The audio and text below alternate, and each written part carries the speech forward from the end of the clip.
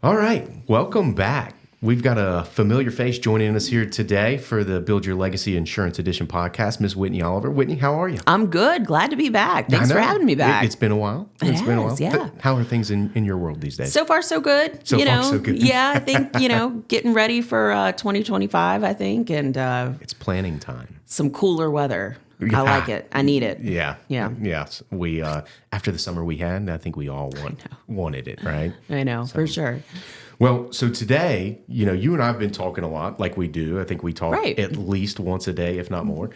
We've been talking a lot about, new partners coming on and the things that they're asking us for help with, right? And one of the things, there's a number of topics, right? But the one that always comes to the forefront is carrier access, carrier appointments. I mean, let's be honest, that's why people are doing business with us. So wanted to talk about that topic today and really how to put yourself in the right position, right?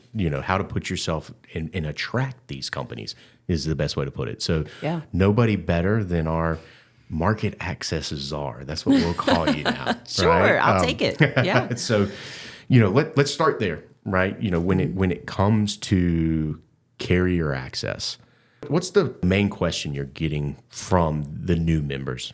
Yeah, I think a lot of our new members have a hard time figuring out how to meet the carriers, how to get in front of the carriers, and what the carriers are looking for. Just trying to figure out what those different carrier appetites are. I mean, within our network alone, we work with 30 plus different carriers. So I think a lot of times you got to get lost in the sauce where you're just trying to figure out, what does this one want versus what this one wants, and just trying to figure out the balance between what those different guys want. But then the second part of that is going to be, how do you get in front of them? Right. How do you actually get in front of these carriers and get to meet them and get to work with them? There's two veins, and the easiest vein to understand is relationships. I mean, it's a relationship-based business at its core, and our relationships with our carriers are no different than our relationship with our clients. And I know we really try hard to put our members in front of our partners. Yeah, no, we definitely do. One of the things that we do within our network, we have a carrier corner that we do every single week, every Tuesday, 10 a.m. We're bringing in a different carrier, and they're talking to our members about, appetite, about what they're trying to do, maybe a specific endorsement that they're writing that nobody else is writing, a specific risk or a specific class of business that they're writing. So that's definitely one way for our members to kind of feel a little bit more engaged with our carrier reps. Another one is obviously that annual meeting, right? Yeah. I mean, we have the annual meeting. All of the carrier reps attend. Our members attend. It's a great opportunity to get in front of them, not only at the carrier trade show, which we do. We open up booths for the carriers to have, and our members can walk around and get a chance to meet everybody. But then we also do a baseball game the night before, and it's a really cool way, just like an informal way to get to hang out. More social, right? Yeah, more social. Kind of get to know these guys outside of just business. Yeah, I mean, it's one of the things I think we try to echo to everybody is you do business with people you like. Yeah, and, definitely. Those opportunities to just develop that personal relationship there, and I know you do a great job of it with our partners, but that opportunity to develop that personal relationship goes a long way in helping you be more than just a number on a spreadsheet or someone's going, pretty please, can I have something, right? Right, absolutely. And it's a fantastic way as well to kind of say, hey, this is maybe a new member, or this is a member that you haven't got an opportunity to meet before, and this is the type of business that they're writing, and that kind of aligns with what you guys are doing right now, and to just kind of make those introductions. Yeah. Well, I think you kind of touched on it a little bit. We've talked relationship, but I think that second vein there is appetite and education. Right. And especially right now, we talked about markets a little bit and the state of the market. Sometimes it's soft, sometimes it's hard. And really understanding what your partner wants to write and what they're targeting, that's a really important piece to developing those relationships and putting yourself in the right position with the company as well. Absolutely. And, with SI of North Carolina, we have a couple of different ways that we can tackle that, right? So obviously there's going to be direct appointments, but we also have our Access Plus division. Yeah. So just to kind of touch on that Access Plus division, I mean, that's where we're going to make all of these carriers available to you, where you're able to go in and just kind of test who's going to fit what. Right. And then at the end of the day, the goal with using that is going to be to get your own direct code with these carriers. Yeah.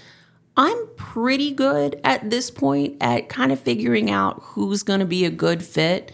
But sometimes you're making some guesses, right? Just based off of your zip code, based off of the type of books of business that I see that you have and who you're writing, that you're going to be a good fit with a certain carrier. But Access Plus is really the good proving ground for that, right? To say, okay, you're writing a lot of monoline homes and not necessarily rounding out the package because maybe you've got some referral partners that are mostly like mortgage brokers, realtors, right? Mm-hmm. So do you need a package carrier right now or do you need a monoline home carrier?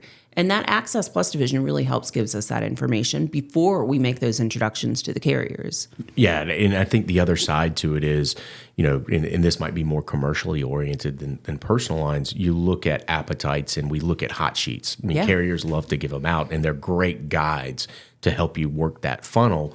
But just as well as I do that, if they say they want to write a certain class of business, well, there's parameters within that class they're looking for. And Access Plus is a great opportunity to, figure out, HVAC contractors, we want this style to help you sort of build your sales funnel and start putting that together to show that company, I'm writing what you want. I'm going after what you want. This is why we're a good fit. When they only have a certain amount of appointments they can give out, they might be making sure that, hey, these are really good fits. Access Plus gives us the ability to do that with the ultimate goal of getting that direct relationship. That's right. That's right. And then, on top of that, we have such great relationships with our carriers as well, just our team. I'm meeting with our carriers, I would say anywhere from monthly to quarterly, depending on what those carriers are.